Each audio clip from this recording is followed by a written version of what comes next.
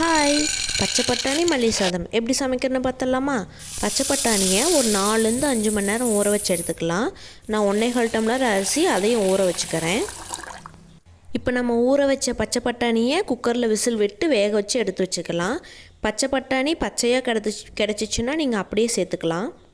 நான் வர பட்டாணிங்கிறதுனால 5 மணி நேரத்துக்கு முன்னாடியே ஊற வச்சுட்டேன். இப்போ ஒரு பெரிய வெங்காயம் 1/2 மூன் சைஸில் கட் பண்ணி எடுத்து வச்சுக்கலாம். 2 பெரிய சைஸ் தக்காளி இல்லைன்னா 3 மீடியம் சைஸ் தக்காளி நம்ம கட் பண்ணி வச்சுக்கலாம். இப்போ ஒரு குக்கரில் ஒரு தாராளமாக எண்ணெய் ஊற்றிக்கலாம். எண்ணெய் சூடானதும் பிரியாணி ஸ்பைசஸ் ஆட் பண்ணிக்கலாம். அப்புறம் ஒரே ஒரு பச்சை மிளகா, நம்ம கட் பண்ணி வச்சுருந்த பெரிய வெங்காயம் எல்லாம் ஆட் பண்ணிவிட்டு நல்லா வணக்கி விட்டுக்கலாம்.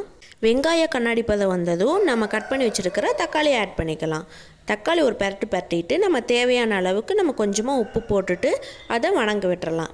நாம் இந்த சைடு ஒரு பேஸ்ட்டு அரைச்சி எடுத்துக்குவோம்.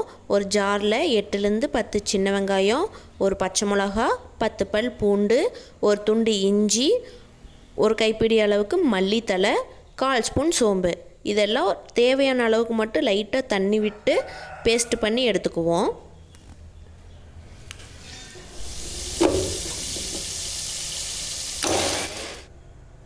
பாருங்கள், இந்த அளவுக்கு அந்த தக்காளி வணங்கியிருக்கணும். இதுக்கப்புறம் நம்ம அரைச்சி வச்சுருக்கிற பேஸ்ட்டை ஆட் பண்ணிக்கலாம்.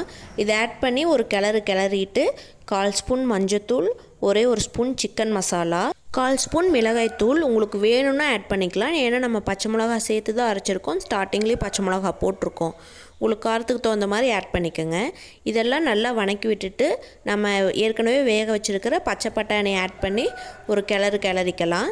நான் கொஞ்சம் பச்சை பட்டாணி எடுத்து வச்சிட்டேன். ஏன்னா எங்கள் வீட்டில் தங்க குஞ்சு இருக்கான், அவனுக்காக. உங்கள் வீட்டில் இருந்தாங்கன்னா நீங்கள் எடுத்து வச்சுருங்க.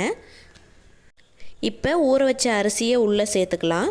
தேவையான அளவுக்கு தண்ணி ஊற்றிக்கோங்க. உங்கள் வீட்டு அரிசிக்கு எவ்வளோ தண்ணி ஊற்றுவீங்களோ அந்த ரேஷியோவில் ஊற்றிக்கோங்க. இப்போ நம்ம குக்கரை மூடி வச்சு விசில் போட்டுக்கலாம்.